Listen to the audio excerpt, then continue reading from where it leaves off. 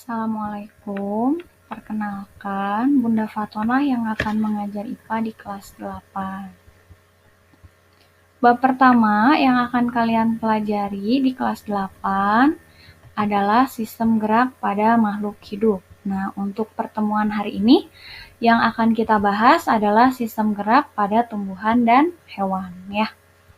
Nah, gerak pada makhluk hidup. Dapatkah kamu melihat tumbuhan dan hewan bergerak? Nah, salah satu ciri makhluk hidup adalah bergerak. Nah, di sini ada dua gambar, ada gambar pohon dan ada gambar kuda yang sedang berlari. Di sini bisa terlihat perbedaannya. Ketika kuda nih hewan, dia berlari, dia bisa kelihatan berpindah tempat. Dan dia terlihat memiliki alat gerak. Sedangkan pada tumbuhan, ini pohon, pernahkah kalian melihat si pohon ini berpindah tempat? Atau mana alat gerak tumbuhan? Nah, sekarang kita akan bahas terlebih dahulu adalah gerak pada tumbuhan, ya. Gerak pada tumbuhan itu terjadinya lama prosesnya, sehingga tidak bisa kita lihat langsung. Dan biasanya gerak pada tumbuhan itu tidak berpindah tempat. Jadi, kalau ditanya apa alat gerak pada tumbuhan, alat gerak pada tumbuhan adalah bagian tubuh dari tumbuhan itu sendiri, yaitu bagian akarnya, atau bagian daunnya, atau bagian bunganya saja yang bergerak. Jadi hanya salah satu yang bergeraknya. Contohnya ini misalnya nih yang A, tunas, dia akan bergerak menuju ke arah cahaya. Atau gambar yang B, ini bunga pukul 4, dia akan bergerak bunganya, mekar ketika sore hari. Atau yang C, ini tanaman putri malu daunnya, dia akan bergerak menjadi menutup daunnya jika kita sentuh. Nah, ketiga contoh ini adalah contoh atau bukti bahwa tumbuhan juga dia bergerak. Makanya dia makhluk hidup juga, ya. Nah, ternyata jenis gerak pada tumbuhan itu tidak hanya ketiga contoh yang tadi, ada lagi jenis gerak tumbuhan yang lain. Untuk lebih jelasnya, kalian bisa melihat video ini. Beberapa bagian tumbuhan dapat merespon bermacam rangsangan yang berasal dari luar. Sentuhan, cahaya, gravitasi, dan air adalah rangsangan yang dapat memicu pergerakan tumbuhan. Secara umum, pergerakan tumbuhan dibagi menjadi dua, yaitu gerak tropis dan gerak nasti.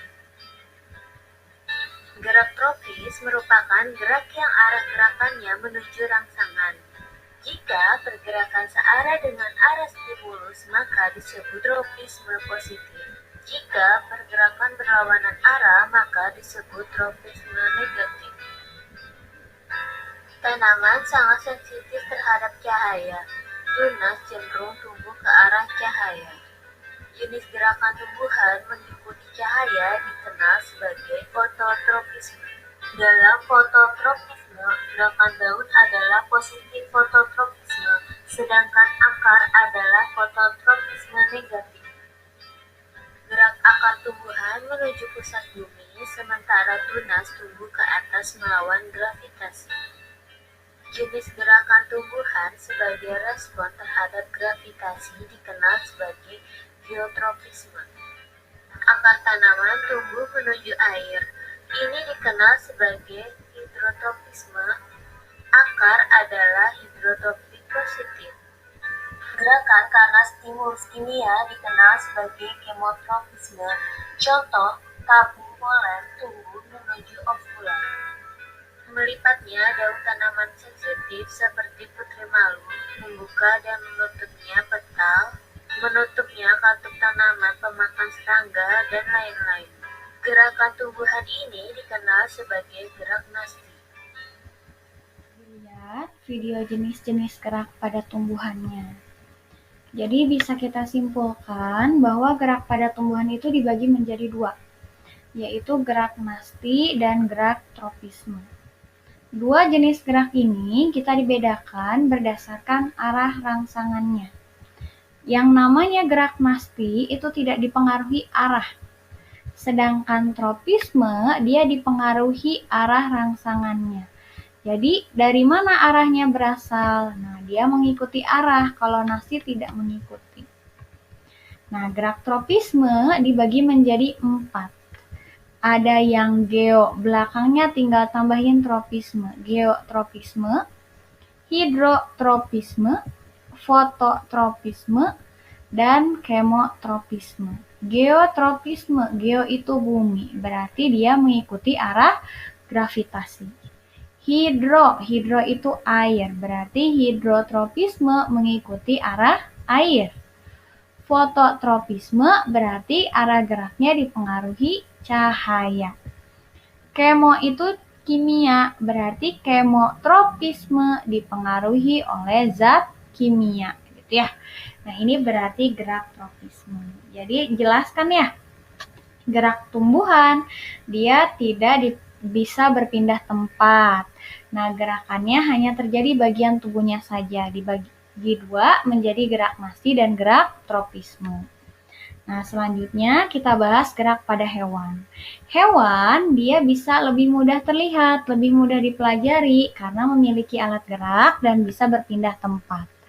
Nah, pada dasarnya alat gerak hewan itu sama dengan alat gerak manusia, yaitu tulang dan otot, atau kita namakan namanya adalah rangka, atau nama lainnya skeleton. Berdasarkan rangkanya, hewan itu dibagi menjadi 3. Ada yang eksoskeleton, endoskeleton, dan eksoskeleton dan endoskeleton. Atau Bunda tulisnya ini adalah campuran ya. Nah, sekarang kita lihat. Ekso itu artinya luar. Skeleton artinya dia adalah rangka. Itu berarti tandanya eksoskeleton adalah hewan yang memiliki rangka tubuhnya di luar dan fungsinya dia sebagai pelindung ya. Contohnya misalnya cangkang atau misalnya penutup tubuh pada jenis arthropoda. Contohnya jangkrik, terus laba-laba. Nah, berarti dia termasuknya adalah eksoskeleton hewannya. Kalau endoskeleton, endo itu artinya dalam, skeleton itu artinya rangka. Berarti rangka tubuhnya ada di bagian dalam ya. Contohnya misalnya tulang. Nah, tulang yang di dalam tubuh organisme itu berarti dia termasuk ke dalam rangka endoskeleton. Contohnya dia hanya dimiliki oleh hewan yang termasuk vertebrata, misalnya jerapah, kambing, dan buaya. Yang ketiga, ada yang campuran, berarti ekso iya, endo juga iya. Di luar dia punya, di dalam juga dia punya rangkanya. Contohnya dia adalah kura-kura dan penyu. Eksoskeletonnya itu berupa cangkang, sedangkan endoskeletonnya dia berupa tulang ya. Nah, sekian materi sistem gerak pada hewan dan tumbuhan. Sekarang tuliskan catatan yang telah kalian pelajari dari video ini. Ya, wassalamualaikum warahmatullahi wabarakatuh.